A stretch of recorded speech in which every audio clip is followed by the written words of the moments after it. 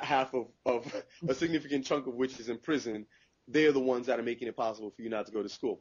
I mean, it became very obvious that people were making excuses and they were scapegoating. And I was offended at this idea that, like, wait a minute, you think that I'm less qualified, and people are talking about, oh, so-and-so is taking their spot, and someone might be taking your spot. And I'm like, what made it your spot in the first place? You know, if you could answer the question of why you feel so entitled that this belongs to you, then maybe we can have a substantive conversation about race in America. But what I felt after that is I was like, yo, a lot of these kids were talking about, oh, I want to apply to Harvard. I want to do this. I want to do that. And I'm like, you know what?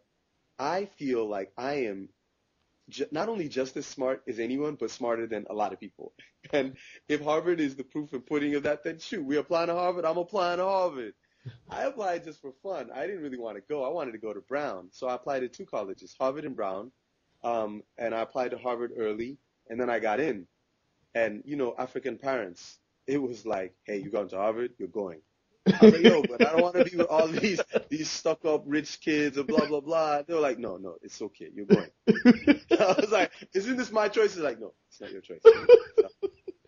So typical. Go read your books. And that's how I wound up there. Oh, and what did you study at Harvard? I did Afro-American studies, actually. I started out with government, and I was looking at political science. I wanted to look at political trends in the United States and in Africa. And I wound up taking an introductory course that I heard about when I was in high school visiting Harvard. And it was taught by a professor named Kwame Anthony Appiah. And I look at this guy, and I'm looking at his name. I'm like, yo, he must be a Ghanaian. Mm-hmm. I come to find out that he is like a member of the Ashanti royal family and a member of the British royal family, a brilliant, brilliant scholar, a philosopher.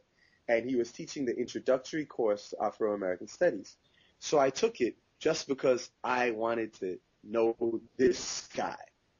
Yeah. Then, of course, I didn't have a strong understanding of like race and racial politics in the United States. So once I got into that course, I was blown away by the stuff I was learning and coming to understand why some of the things that I discovered in school were happening. And so I took another Afro-American Studies course the next semester. Then I took one the third semester. And then it got to the point where I wanted to go back home. I wanted to do a study abroad back in Ghana to really dive deeper into issues of how we're formulating an African identity. And the Afro-American Studies Department said that they would give me credit and I would graduate on time, and the government department would not give me credit. And so I went in with an interest in political science, and I ultimately wound up focusing in Afro-American Studies and specifically comparative study of identity formation for Africans and African Americans and Afro-Caribbeans. So what do you think are like the most... Hence, your first question is right up my alley. The first question you asked me is exactly the kind of stuff I was doing in school. Oh, wonderful, wonderful.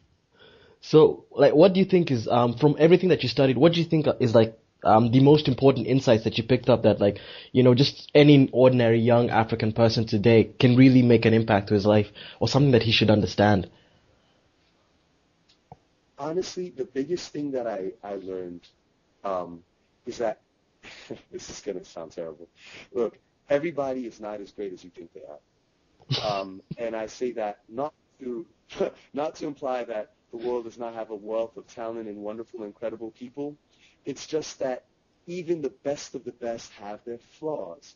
And that was one of the most wonderful lessons from going to a place like Harvard, where everyone is thinking you're the best of the best, best of the best. And you know for yourself that there are things that you're not that good at, or that you wish you were better at, or things you really want to learn more that you could improve upon.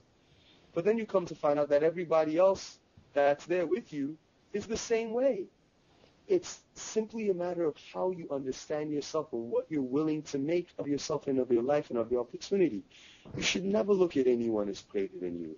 Not any person, not any society. And this is not something that means that you are necessarily greater than someone else. My parents taught me always that I was special, but that didn't mean that other people were not special too. The biggest lesson I learned out of Harvard is that you create that specialness. You acknowledge and you accept what you believe you are, and then you make it a reality. And if people perceive you to be a certain way, then to some degree that perception becomes truth.